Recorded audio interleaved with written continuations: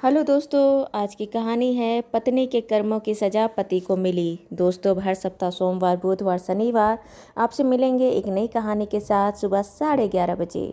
घर के आंगन में सुमित्रा जी के साथ पड़ोस की एक महिला आकर बैठी थी। पड़ोस की महिला को डायबिटीज होने के कारण चाय नहीं पीती थी। दिन का 4 बज रहे थे। ये समय सुमित्रा जी के चाय पीने का समय था, इसलिए उनकी बहू शीला जी एक हाथ में नमकीन का प्लेट और एक कप चाय अपने सासू सुमित्रा जी के लिए लेकर आई। शीला पड़ोसी बुजुर्ग महिला को प्लेट आगे करते हुए बोली, आंटी, यह आपका नाश्ता। आप चाय नहीं पीती ना, इसलिए आपके लिए नाश्ता लेकर आई हूँ। और अपनी सासू जी सुमित्रा जी की तरफ चाय का कप बढ़ाते हुए बोली, और माँ, आपके लिए चाय। चाय का कप देखकर ही सुमित्रा जी का चेहरा उतर गया। पड़ोसी बुजुर्ग महिला जो जानती थी कि सुमित्रा जी चाय की शौकीन है और उनको चाय पीना कितना पसंद है, लेकिन सुमित्रा जी का चेहरे का रंग उड़ने के कारण पड़ोसी महिला बहुत अच्छी तरह से जानती थी। कारण था उनके कप में मिलने वाला चाय। वह काली नींबू चाय था, जो उन्हें बिल्कुल पसंद नहीं था। लेकिन हाँ, अब करे तो क्या करे। बहू बेचारी को दूध की बड़ी कमी पड़ जाती थी। बेचारी को दूध ही कम पड़ जाता था, इसलिए सुमित्रा जी के चाय में दूध नहीं डल पाता था। लिहाजा सुमित्रा जी की चाय में चायपत्ती डाल पानी में थोड़ा चीनी के साथ उबाली गई काली चाय बनाकर उसमें 2 बूंद नींबू डालकर सुमित्रा जी को मिलती। सुमित्रा जी अपनी बहू को 1-2 बार बोली भी कि थोड़ा सा दूध मेरे लिए क्यों नहीं बचा लेती है, तो उनकी बहू ने तुनकते हुए जवाब दिया, क्या नींबू काली चाय नहीं पिया जाता है क्या? काली चाय लोग नहीं पीते हैं क्या? सुमित्रा जी ने आगे कुछ कहना जरूरी नहीं समझी। जिस बहू की आंखों का पानी मर गया हो, जिसके कहने के बाद भी शर्म ना आती हो, उसको ज़्यादा बोलने का मतलब क्या है। और उनके आए दिन अब यही जिंदगी का रूटीन बन गया था कि वह अब काली चाय ही पीती थी। किसी के घर जाना हो या कहीं बाहर पर वह अगर चाय पीती तो वह दूध वाली चाय पी पाती, नहीं तो उनके घर में बस उन्हें काली चाय ही नसीब थी। खैर, जैसे ही काली चाय शीला ने सुमित्रा जी के हाथ में रख रही थी, पड़ोसी बुजुर्ग महिला ने शीला को कही, शुक्र है बहू, तुम बहुत होशियार और समझदार हो, घर लेकर चलने वाली औरत हो, इसलिए तो तुमने अपनी सासू जी को नींबू वाली काली चाय दे देकर पैसे बचाए। तभी तो आज तुम अपने पति का ऑपरेशन करवा पाई हो, नहीं तो तुम कहाँ से इतना सारा पैसा ला पाती कि तुम अपने पति का ऑपरेशन करवा पाती, है ना बहू? अपनी सासू जी के हाथ में चाय का कप रख रही शीला पड़ोसी बुजुर्ग महिला की बात को सुनकर एकदम से ठिठक गई। कभी पड़ोसी महिला का मुंह देखती, कभी हाथ के कप के चाय का रंग देखती। कुछ समझ ही नहीं पा रही थी। पड़ोसी बुजुर्ग महिला ने एक पल में ही शीला के चेहरे पर आए कई रंग देख लिए। नासमझी का, ज़्यादा समझदारी का, अचरज का, ताज्जुब का, शर्मिंदगी का, या फिर अपनी बेवकूफ़ी का। शीला के चेहरे पर आते जाते भाव को देखकर पड़ोसी बुजुर्ग महिला कही, कोई बात नहीं बेटा, वह तो तेरी समझदारी थी। खैर, शीला वहाँ से पलटकर अपने किचन में चली गई अपने लिए दूध वाली चाय बनाने। और इधर पड़ोसी महिला ने सुमित्रा जी को कहा कि सुमित्रा, कुछ भी कहो, कहीं न कहीं कर्मों की सजा इसी जन्म में मिलती है, मर के दूसरे जन्म का भी इंतजार करना नहीं पड़ता। शीला यह बात अपने लिए चाय बनाते बनाते सुनी। सुनकर उसका मन खट्टा तो हो गया। जैसे ही वह अपने कप में चाय भर रही थी, उसका हाथ कप में लग गया और उसका चाय गिर गई। आज उसके घर में दूध बहुत कम था और थोड़ा सा दूध वह अपने 4 साल के बेटे के लिए रखी थी। शीला का 4 वर्षीय बेटा सुबह उठते के साथ दूध मांगता है तो उसे दूध दिया जाए, इसलिए जैसे उसकी चाय गिरी, वह दोबारा दूध वाली चाय खुद के लिए नहीं बना सकती थी। दूध कम था, लिहाजा उसने भी अपने लिए काली चाय ही बनाई। दूसरा दिन शीला सुबह सो के उठी तो उसके बेटे ने आकर अपनी माँ से बाकी दिनों की तरह दूध मांगा। शीला अपने बेटे को दूध देने के बाद खुद के लिए और अपनी सास के लिए फिर से काली चाय बनाई। आज सास भी काली चाय पी रही थी और बहू भी काली चाय पी रही थी। उस दिन के सुबह के 9 बजे शीला अपने पति को भेजकर दूध मंगवा ली। दूध गर्म की और रखी, लेकिन शाम के समय जब वह चाय बनाई तो दूध फट गया। लिहाजा फिर से उसे वह काली चाय बनानी पड़ी।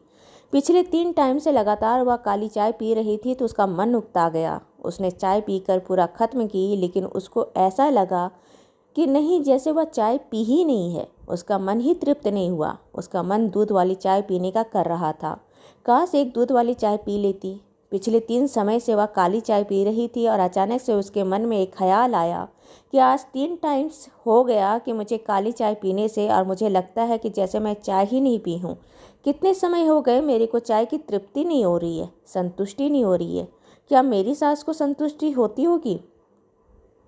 जिसे मैं इतनी साल से या मेहनत से उसे सिर्फ काली चाय देती हूँ, क्या उसका मन नहीं करता होगा कि वह दूध वाली चाय पिए और उसको संतुष्टि मिले?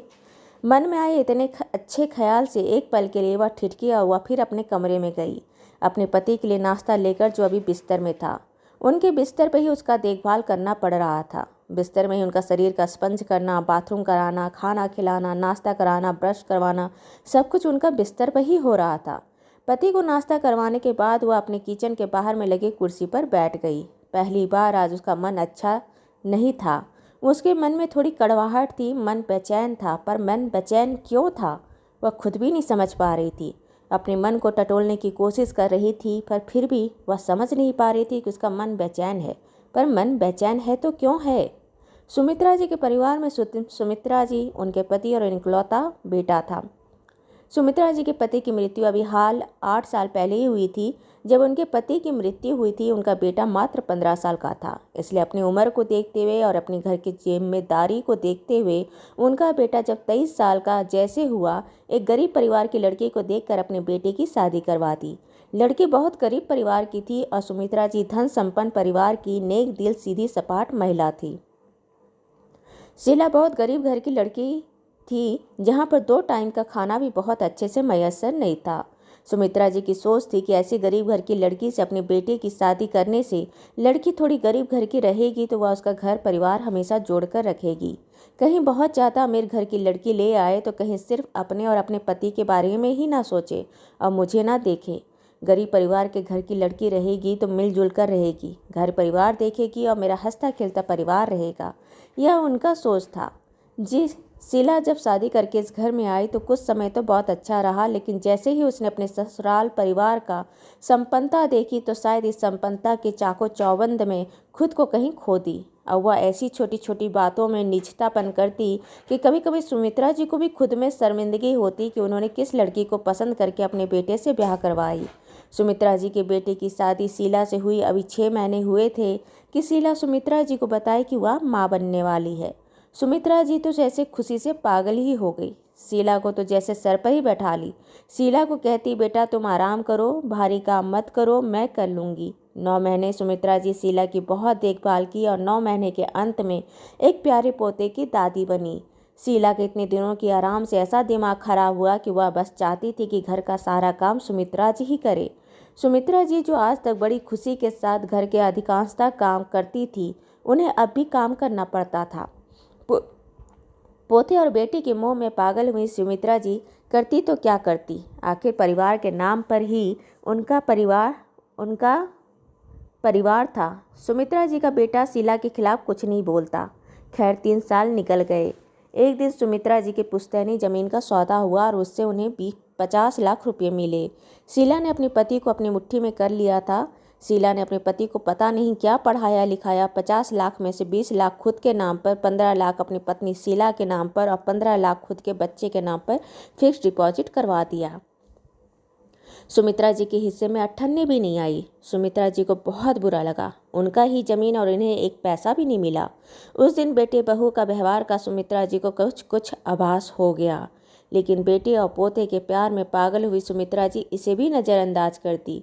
सुमित्रा जी के बेटे का एक किराना का दुकान था और इधर फिक्स डिपॉजिट का पैसा, कोई कमी नहीं थी। लेकिन जैसे जैसे घर में संपन्नता संप्रभुता बढ़ रही थी, शीला का मन उतना ही छोटा और निजता में डूब रहा था। अपने लिए उसके पास पैसों की कमी नहीं थी। खाने पीने में, उसके सजने संवरने में, कपड़े खरीदने में, घूमने फिरने में, अपने परिवार को देने लेने में उसे कमी नहीं थी। लेकिन जहाँ अपनी सास की बात आती तो उसे पैसे की बहुत कमी पड़ जाती। घर में दूध कम पड़ जाता और अपनी सास को काली चाय देती। घर के बहुत सारे काम उसकी सास करती। सुमित्रा जी के बेटे पर शीला इतना काबू कर चुकी थी कि उसके पति को भी बुरा नहीं लगता था कि उसकी माँ की इतनी उम्र होने पर भी घर के इतने काम करती है। उसकी थाली में एक कटोरी दूध उसको नहीं दिया जाता, दूध का चाय नहीं दिया जाता। जहाँ उसको हिम्मत नहीं होती कि वह अपनी चाय पत्नी को बोल सके कि नहीं शीला, तुम मेरी माँ को दूध का चाय क्यों नहीं देती, तुम मेरी माँ को खाने में दूध क्यों नहीं देती। खैर वक्त अपनी रफ्तार से दौड़ रहा था और शीला की बदतमीजी और उसकी नीचतापन में बढ़ोतरी ही हो रहा था।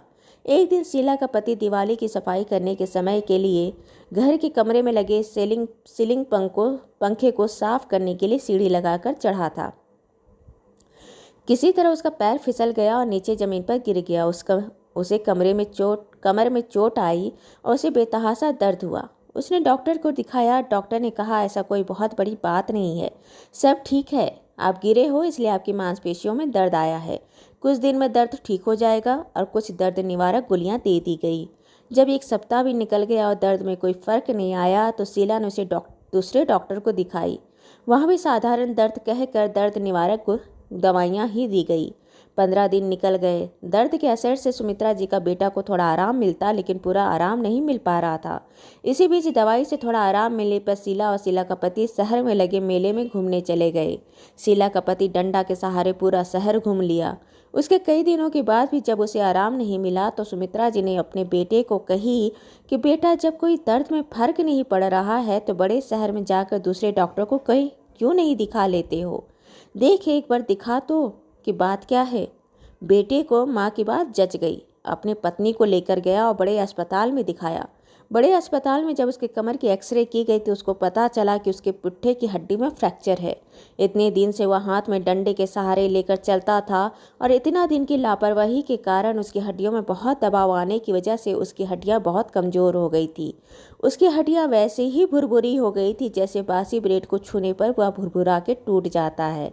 लिहाजा डॉक्टर ने कहा कि इसका ऑपरेशन करना पड़ेगा और यह मान कर चलिए कि आपका पति अब कभी पूरी तरह से ठीक नहीं हो पाएगा। इसके पुट्ठे में ऑपरेशन का प्लेट लगानी पड़ेगी। 2 ऑपरेशन होगा। एक तरह से आप कह सकते हैं कि जैसे पहले घंटों गाड़ी चला लेता था या घंटों काम कर लेता था, वैसा नहीं हो पाएगा। बस यह अपने पैरों पर खड़ा तो हो जाएगा, लेकिन पहले जैसी ज़िंदगी अब इसकी नहीं रहेगी। शीला सुनकर बड़ी हैरान रह गई कि एक छोटी सी बात उसकी ज़िंदगी में कितना बड़ा तूफान लेकर आ गया। थोड़ा सा गिरने पर, थोड़ी सी चोट आने पर उसका पति कैसे एक स्वस्थ चलता फिरता इंसान से एक आंशिक अपाहिज इंसान में बदल गया। बस कहने को तो वह पति था, लेकिन अब वह वैसा पति नहीं था जैसे वह हमेशा से रहता आया था। अभी हाल में उसके ऑपरेशन करके उसके पुट्ठे पर एक प्लेट लगाई गई थी और हॉस्पिटल में 8 दिन रहकर डिस्चार्ज होने के बाद घर आया था। उसके सारे नित्य कर्म और देखभाल सब कुछ वह बिस्तर पर ही था। आज पहली बार शीला के मन में आया कि जब 3 टाइम से मैं काली चाय पी के मेरे मन को संतुष्टि नहीं होती, तो अपने ज़माने में इतनी संपन्नता से रहने वाली मेरी सास, जो दूध दही से पूर्ण थी, आज वह बिना चाय का दूध पीती है तो क्या उसे संतुष्टि मिलती होगी? कहीं न कहीं उसके मन में कुछ दुख है तो ज़रूर आता ही होगा। कहीं उनके मन का दुख हाय ही तो मेरी ज़िंदगी में इतना बड़ा तूफान तो नहीं ला दिया। क्या उसके मन की खुशी या उसके मन का सुख संतुष्टि मेरे जीवन में सुख और खुशियाँ नहीं ला सकता?